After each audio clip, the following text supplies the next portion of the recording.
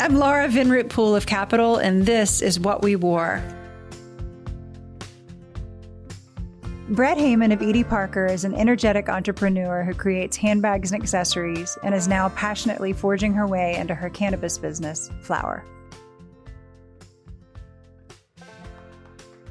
We've met before. I mean, we carried the collection for a long time, and we met. And I feel like, Brett, when I say this, I think you showed in your apartment, maybe. And No, so long. which shows me, I mean, what a homegrown operation it was. No pun intended. As we get further into this, Yeah. I would have said we met through Irene a long time ago, but if you came to my apartment, that even precedes that. Well, yeah, I mean, I think you're exactly right. And then after that, I came to the apartment to see the bags, which are so incredible.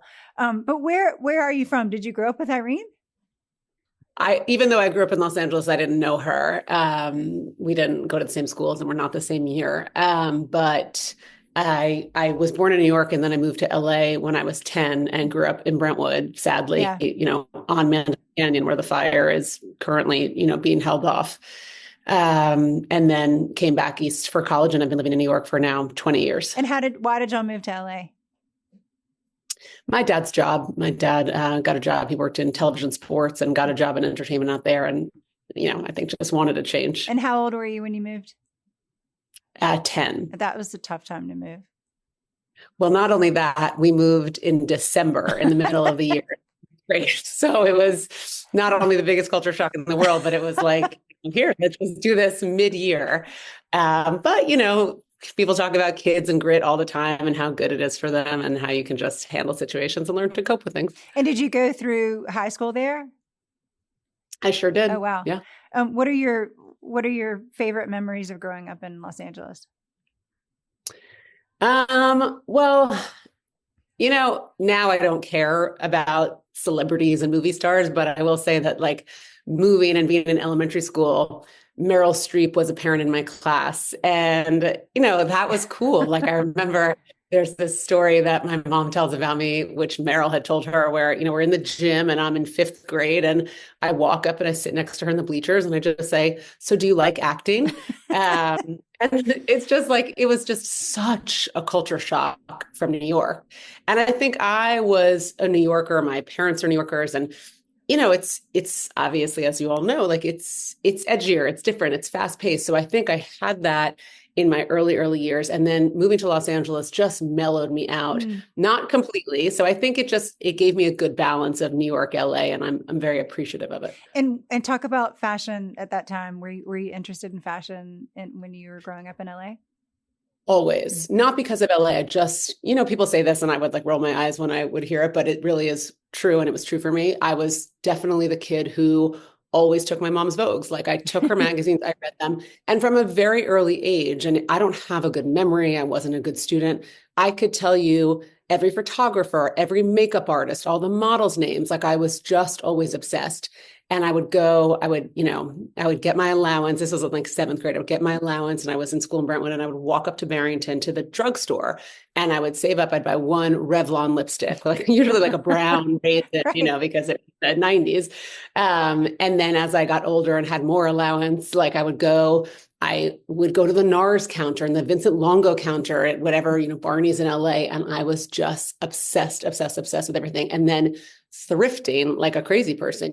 I mean, did you understand that there was some possibility that you could work in that industry, or that was possible? Did anybody that you knew growing up work in it? I don't think I thought of it as a career. My mom was definitely very stylish and loved fashion and always is dressed beautifully still. But I don't think I thought of it as a career path. And I think my parents still probably, encouraged me, you'll be, I say this, if they heard this interview, they would guffaw because they'd be like, we never do this. But I'm sure they were be a lawyer, work in business. That was never going to be my path. But they certainly never discouraged it. When it became clear that after senior year of high school, I went and I did a study in Paris, and I was like, this is it. I have to work in fashion. I'm obsessed. And they were certainly not no, that's not the right path. So they were always encouraging. What was your first job? In real job or summer internship? But summer internship. Well, I only say because, I mean, I'm 100 now, so I don't know if it's still the case, but when I was talking to younger kids, when I worked in fashion, I was always like, summer internships are the only ways to get jobs. You have to like Yeah. get an internship and work the hardest for literally zero money. And, so I was very lucky. I got a job at Elle magazine Wow. after my freshman year of college. And it was, Nina Garcia was the fashion director. Gilles Ben Simon was there. No, Nina definitely wasn't fashion director. Maren Hopper was, but Nina was there. And I worked in a small office with Nina and 3 other editors. And, literally just was in the closet all day, folding things, shipping things. But as I said, like you work the hardest and you get those editors to recommend you. And then I worked in LA after junior year. I worked at Giorgio Armani in the press office there. And that was like the center. I mean, they created celebrity dressing. Wanda McDaniel was out there. She's a legend, is a legend. And so I worked at that office with Wanda, and with Jen Meyer at the time was there. And again, same thing, like you work the hardest. And so then when I graduated and I asked people for recommendations, it's not like anybody got me a job, but they introduced me to Tom Florio. They introduced me to whomever it was. And just through persistence, then I got a job. My first job out of college was working at Gucci in the press office, which was just very lucky. And can we rewind 1 second about that? Where did you go to college and what were you studying? I went to Syracuse because my father worked in communications and he worked in television. And I was not a great student, and I didn't have like, my parents they're very smart, but they're not like high intellectual, like, East Coast college, like, it just wasn't anything I thought of growing up. So when it came time to apply, my dad literally said to me, hey, all the guys that I work with went to Newhouse at Syracuse. You should apply there. And I didn't even tour it. It was an early decision binding college. So I applied early to Newhouse. I got in and I never thought about it again. And then when I got to Syracuse from sunny LA that following September, my brother looked at me and was like, good luck. We'll see you. And did you last all 4 years? Of course. I went abroad. I went to Paris for junior year, but it was fine. I mean, I certainly wasn't there being like, these are the best years of my life and these are going to be my friends forever. But I had fun and I had great classes and interesting professors. And you studied communications? I did. I mean, how lucky that you had the foresight to do that. I mean, that's very positive, and I want to be positive with you. I don't know how much it mattered, honestly. But yeah, it was cool. I mean, the honestly, Newhouse at Syracuse is a great school, and they get great visiting professors. And so it was very interesting. And I took fields that I don't work in. Like I took this amazing documentary class and this television, radio, film class, which was very famous there with this very famous professor. So it was just like culturally, the culture of what you learned was fascinating and applicable. It wasn't like something esoteric that I would never think of again. And so after graduation, you got the job at Gucci. Yes. And it was in the press department there? Yes. And what was that culture like? And was it based, where was it based? In New York. Okay. It was the end of the Tom Ford, Domenico De Sole era. So it was incredible. I mean, it was just, everything was perfect. You learned so much. I mean, just how like, no plug can be visible. But not in a scary way, not in like a Patrizio Bertelli way, like just like everything should be elevated. And the team there at the time, I mean, was just fantastic. And still like the people that I worked with are such dear friends today. I worked for Charlotte Blackman and Siddhartha Shukla, and Daniela Vitale was there at the time. So Susan Chokichi, it was an amazing time working for a company at the highest level. And then Tom and Domenico left, and I weathered that in the press office with them. And then like the weird era of like 3 designers and then Frida. And then it changed a little bit. And then I left and went to Dolce & Gabbana for about 1.5 years and worked for Gabriella. I loved the Frida years. I thought they were really, really beautiful. It was very wearable. Yeah. Frida is like a cool woman who like, she was young, she wore the stuff, like first of all, her bag designs were spectacular. Yeah. She did a lot of that amazing Fendi stuff in those heyday years. So yeah, I think she was talented too. I think it was just like a big departure from the Tom years. A little floral. Exactly. Was there a skill that you learned at Gucci that you still use today? I'm sure every skill. I think the thing that I learned, I mean, I actually didn't learn this at Gucci. I left Gucci, I went to Dolce, and I worked for Gabriella Forte, who is like one of those legendary, very impressive, tough PR women, Italian, amazing. And that was much scarier. And from her, I learned, because Gucci, Gucci is like one of the biggest advertisers, obviously, in the world at the time. And I didn't have to be that proactive at Gucci. It's like I had to fill requests and manage samples and make sure everybody got what they needed. But like everybody was calling us in, whether or not they liked the collection. I mean, we were Gucci. And so at Dolce, it just was a little bit different. And it really made me learn to be better, learn to, find out what was happening, make better trend reports, what was on the runway, where were we going to fit in, where weren't we going to fit in, what were editors shooting, where could we, just how could we be represented in the best way. And so I just really learned about proactivity the most there, and really just how important all those relationships are in whatever facet of whatever industry you work in, like just having connections with people and lines to just ask questions and get information. It's invaluable. It's really, that's your biggest capital is your people. Yeah. And then after that, you went back to Gucci. I did. And tell me about that. Why did you decide to go back? Siddhartha, who was the PR director at the time and a very dear friend, he left to go run Yves Saint Laurent. And so there was an opening, and Charlotte asked if I wanted to come back. And I had missed it, frankly. I missed that culture. And so I did. And I'm thrilled that I did. And it was wonderful. What do you think the biggest struggle was in the first chapter of your career? This is, it's not a career answer necessarily. It's just being young and wanting, having the humility of being young and realizing that you probably don't know everything and there's a lot to learn, and balancing just the optimism for me, certainly, of like living in New York City, working at one of the coolest companies out there, wanting to go out and experience all the city has to offer with a limited budget, and having to be at work at the time. This was like, I'm so aging myself because this was pre getting news on the internet, but I had to be at work every morning at 8:30 to Xerox magazines and newspapers and distribute them to all the leadership. So it's like, wow. Yeah. So you're just tired all the time.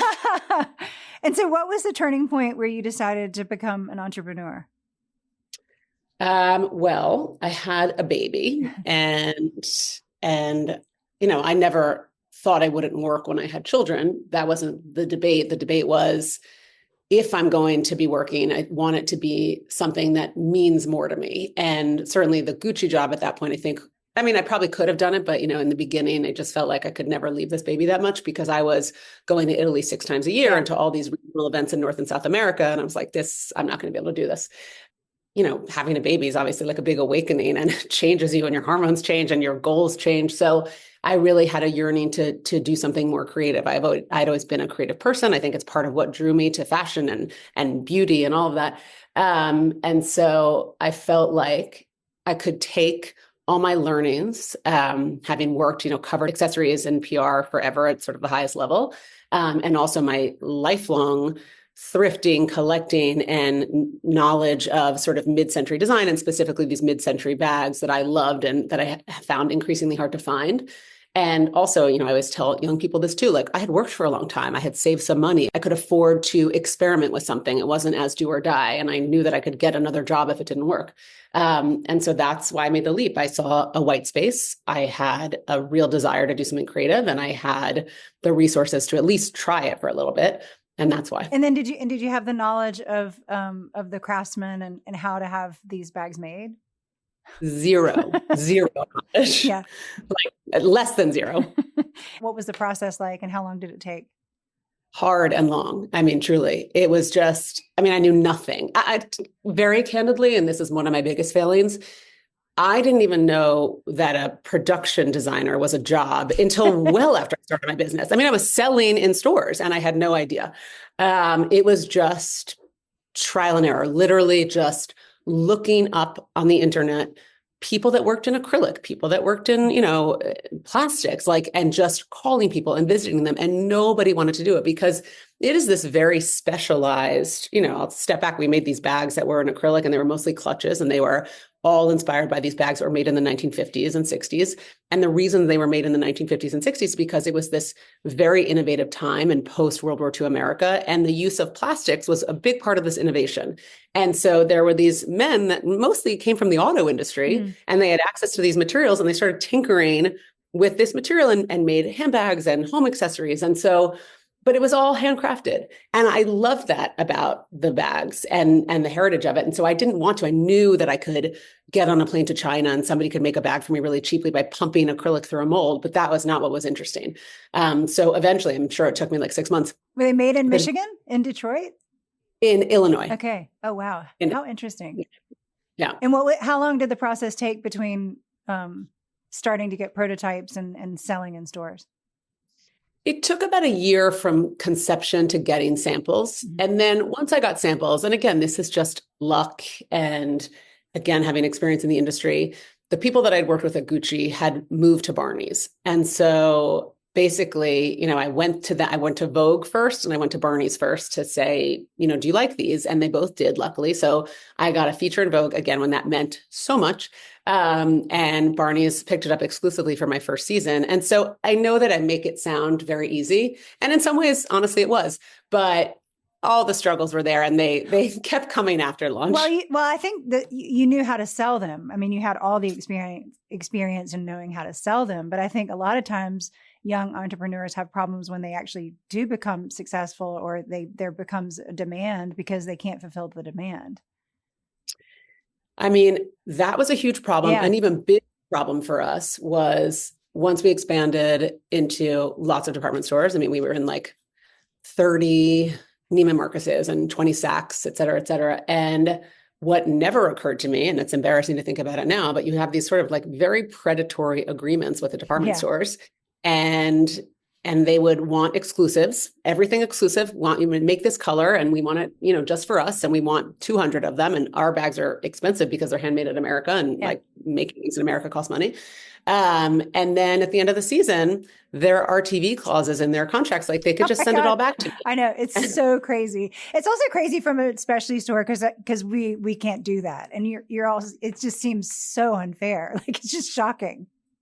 It is unfair. Now, a lot of that was my own naivete. And it's weirdly, I was thinking about this yesterday as I was walking, and I have no idea why, because it's not something that I ever think about anymore. But I should have taken a step back, and I'm a consumer, and I would go and I would do trunk shows in these stores, and I should have like taken the temperature of the consumer a little bit more, just to say like, you know what, this doesn't make sense. Let's just start it slower. Let's make less. Let me not upfront this for you.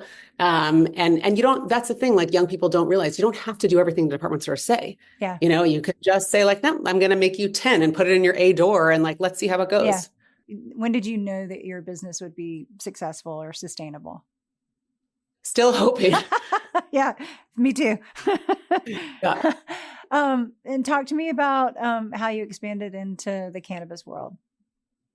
I mean, that I think is super interesting, and I'm excited about that. I mean, I think like we experimented with some collabs in more traditional categories. Like, we made some jewelry. We did a shoe collab with Paul Andrew with these cool, Perspex heels with confetti in them. And I think the expectation would have been to do more in fashion. But the truth is like, I didn't ever think like I was a fashion designer. I knew that I was like a real expert on this one thing, this one material, and I had studied it forever. And I thought that there was a white space, and we expanded into home with that material as well. That was really our core competency.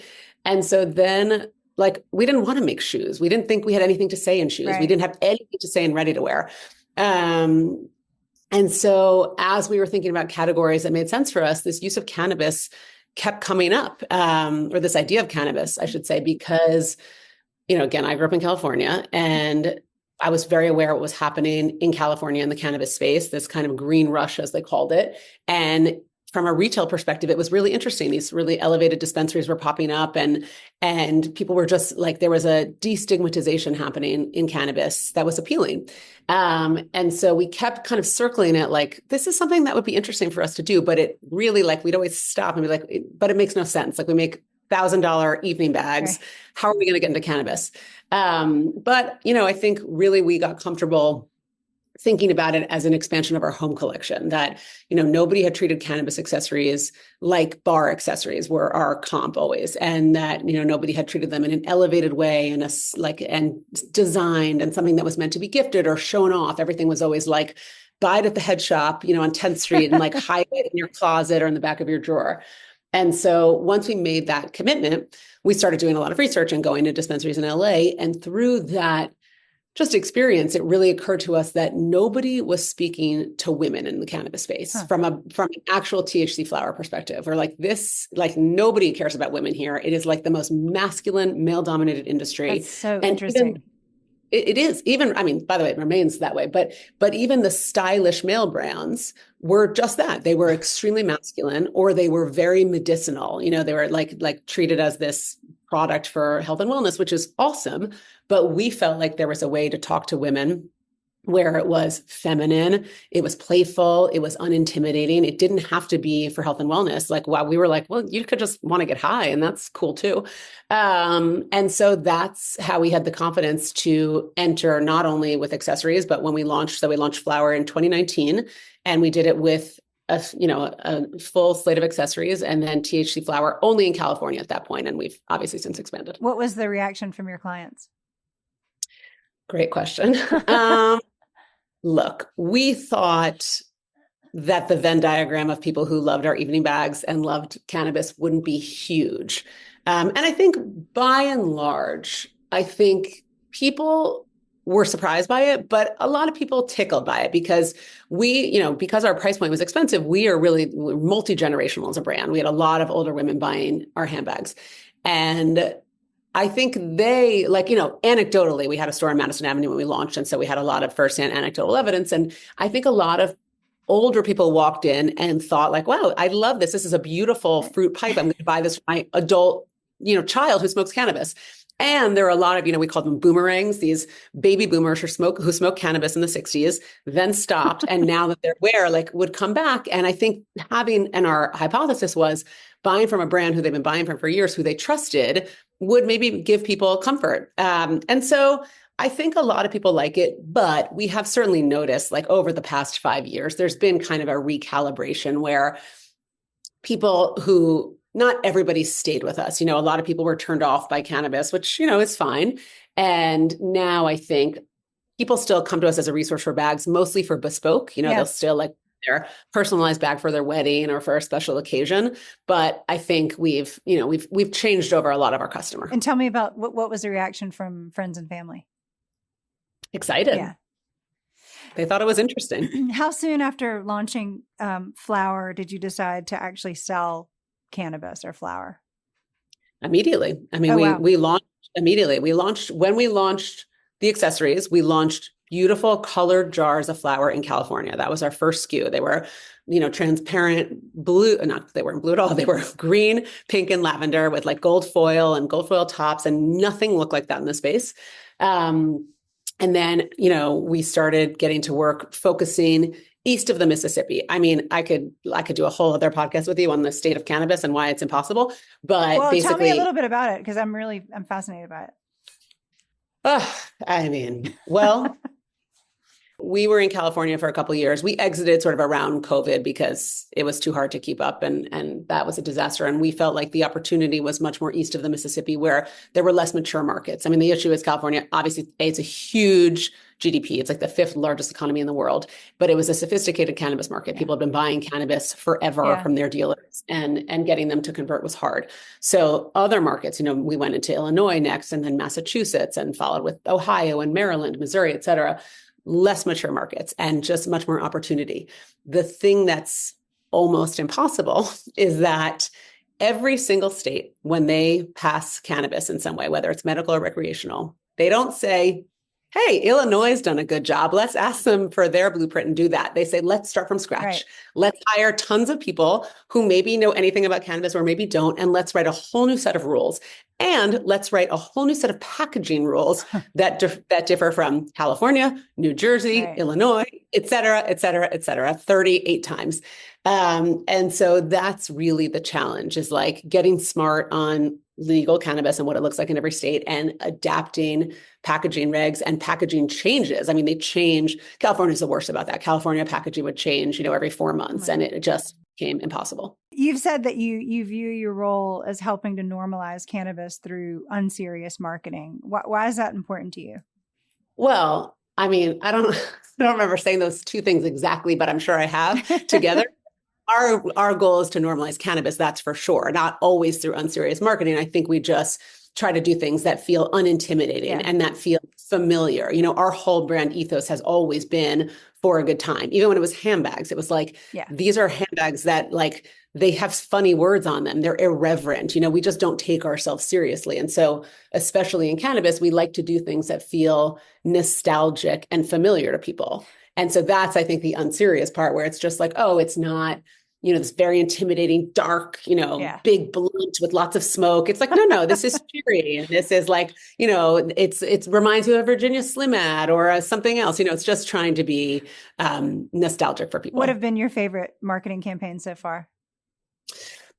Well, that Virginia Slims reference that we did, Weed's Come a Long Way, Baby. And we'd like to great campaign. And it just, at the same time we did, Forbes had called us when we launched, they did a write-up on us and they called us the Coco Chanel of cannabis. That's awesome. It was awesome. And even though my goal is to be like the Prada of pot, but we'll take Coco Chanel of cannabis. You got to make sure everybody has the same coffee cup if you do that. Exactly. That's a little more intense. It's so true. And so we did, we printed that out. We put it like on a bus and we put it on wild postings all over the city. And we parked a bus outside of the 57th Street headquarters. And my friend, who is a very high up job at Chanel, called me and she was like, we're going to sue you. You have to move this truck. I don't know what you're doing. But they did it, obviously. I love that. You and Meredith Melling shared similar pieces of advice with our producers, and hers was being nice is cool, and yours was to be nice to everybody. Why is that attitude unique in the fashion industry? I mean, Meredith and I came up at similar times. And so I imagine, and I love Meredith, I imagine that it was a reaction to nobody being nice to us and just seeing how ineffective that was. I didn't work harder because people were yelling at me, I just didn't like them. And so I think, you catch more flies with honey. And I mean it very genuinely because, this is like, life is long and industries are small. And I think just being nice to everybody, no matter their role, is really important. It's important to make people feel good. I mean, I think like that's a lot of what life is about, and acts of service are really important, but also just because like you never know where people end up. And it's such a business that's run on relationships. And it's just, it's a good life policy and a good work policy. What's the culture like inside the cannabis industry? Nice? Well, yeah, I think it's nice. I mean, it's certainly like, it's fairly male dominated, although I think that's changing. I mean, I think people have a lot of negative things to say about cannabis, but what I will say in my experience is that, first of all, it's an extremely enthusiastic industry. I think like people really feel they're at the beginning of something, and that's fun. It's fun to kind of all be in this together, and really everybody is in a battle. And I'm not even joking. Everybody is in a battle for their lives every day because this business is so on the precipice of just like being a disaster. Yeah. So there's camaraderie. Why is that? Just because regulations are maybe shutting everything down in the next minute? Because it's a federally illegal business. Yep. There is almost zero access to capital. So all the capital that did pour into the space dried up because all of the businesses that operate legally within their states, because it's federally illegal, they can't trade on the NASDAQ. So they trade on the Canadian Stock Exchange. And that's not a great stock exchange. And they just don't have any access to any institutional capital. So any any because a banks, bank can't say we're invested in this.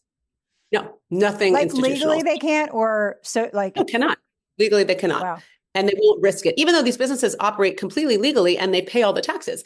Taxes are another big issue. So again, federally illegal. It's cannabis. This is like the biggest disgrace in the whole business.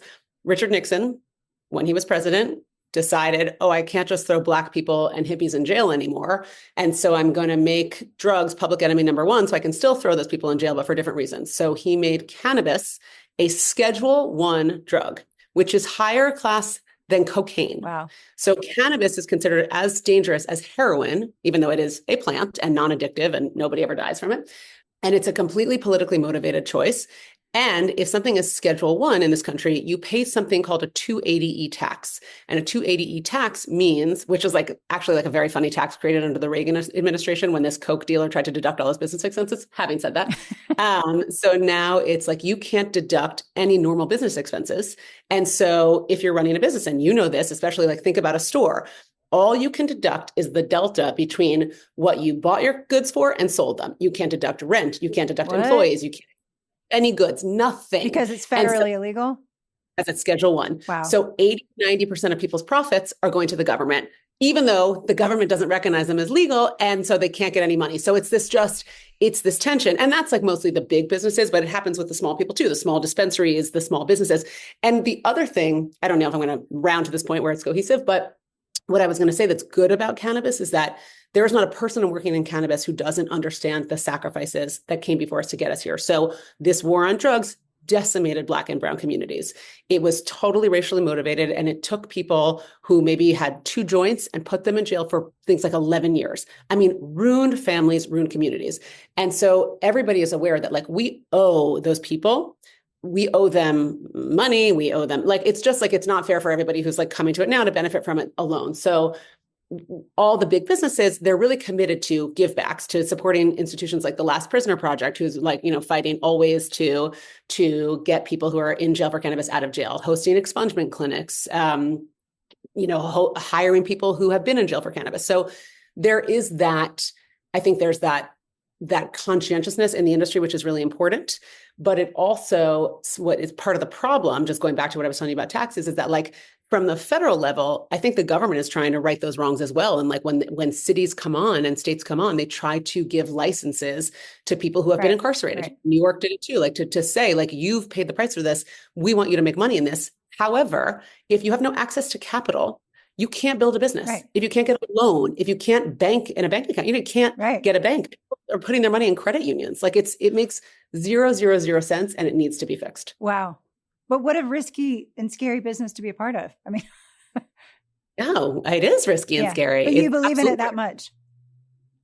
Look, I mean, having said all of that, there was something like $30 to $40 billion of legal cannabis sold last year. Legal. So double that number. Right. Like I'm sure $80 billion of cannabis was sold, and there was only $100 billion of beer sold last year. So it is a very important industry. And not only that, it is one of the biggest job creators in states where it's legalized, one of the biggest tax revenue creators. And like, I believe, and I really believe it in my bones, like cannabis is much better for you than alcohol, even though I totally drink alcohol. But like, I don't think there's any reason why this shouldn't be legal. And I think there is absolutely accepted medical use here, and it's been studied for 20 something years. So yeah, I believe in it that much. I think it's really going to be a big part of the future. What do you think it would have been like without having your experience as a publicist? We had so many years. I mean, I started Edie Parker in 2010. Wow. And so by the time I started Flower, it had been 9 years. And I think we're good at brand building. I think we're good at not even just the PR of it, but like, we know that we are not everything to everybody. We sort of know where we are in the zeitgeist, like what people come to us for, what people like about us. So I think we're good at staying focused. And I think that like, certainly in cannabis, like, I don't think people know how to do that. I mean, most of these people have been operating in the shadows forever. They're not thinking about like, what does my packaging look like from state to state? And how does my BM relate to that? It's like, I just think we have a real advantage in that way, that we're just good at that. We're good at campaigns. We're good at social. But, I mean, I don't know how you feel about this, but like, you don't always get credit for being first or early. And I think that's really what we grapple with. What do you like about running your own business? Or do you ever miss working for somebody else? Yeah, a lot. Me too. I mean, I think when you work for somebody else, like, you give a shit. Oh, I'm sorry. I don't know if I can. You can say that. Like, you care, but it's like, you can go home and you can put your phone down. Yeah. And like, you can like worry about it tomorrow. You can never do that when you have your own business. And like, you like, I'm sure you feel this way too. People believe in your vision. Like, they're working with you because they believe in what you're saying. And I think that pressure gets to me sometimes. Like, I want to be successful for myself, but like also like the team that like has bought into it, and they've like been working really hard, and they care so much, and they want it to be successful. I mean, I think that's like, it's just a lot of responsibility.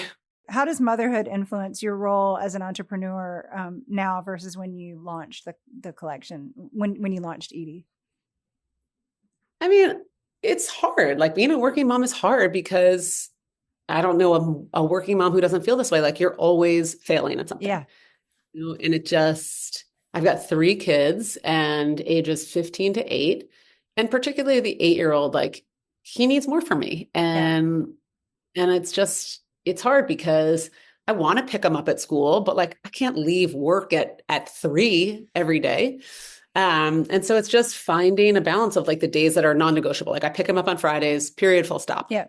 And like just trying to find those things where your kids know that you will be consistent in certain ways. And I also ask them too, I'm like, what do you need me to show up for? What is important to you? And I will make it happen. And just being very open about mommy's not going to be at everything. Like I'm not coming to your volleyball tournament all day on Saturday. I'm so sorry, but like I can't sit there. But like, what do you need me at? And I will be there. We're chatty with each other and they let me know when something's disappointing, or they'll like make little comments like, oh, you were the only mom not there, which, you know, breaks your heart.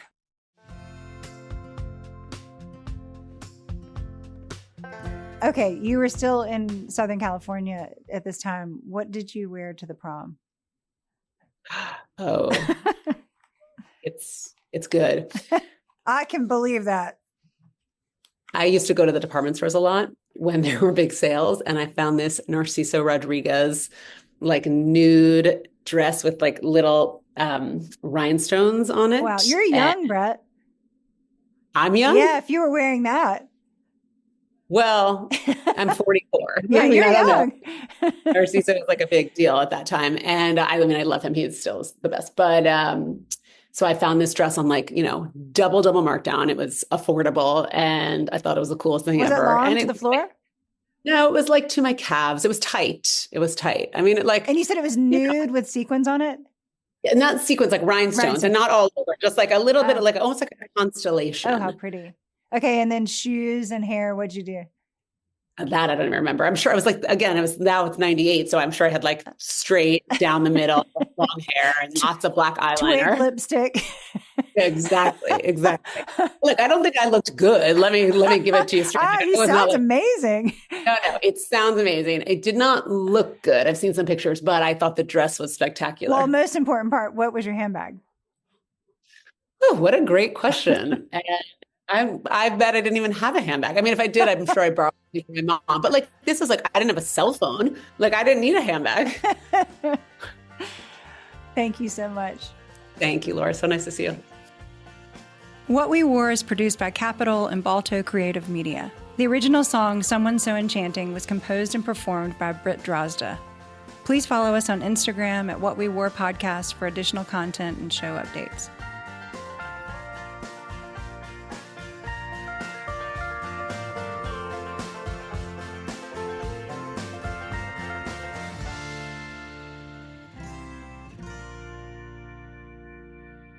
QueenCityPodcastNetwork.com.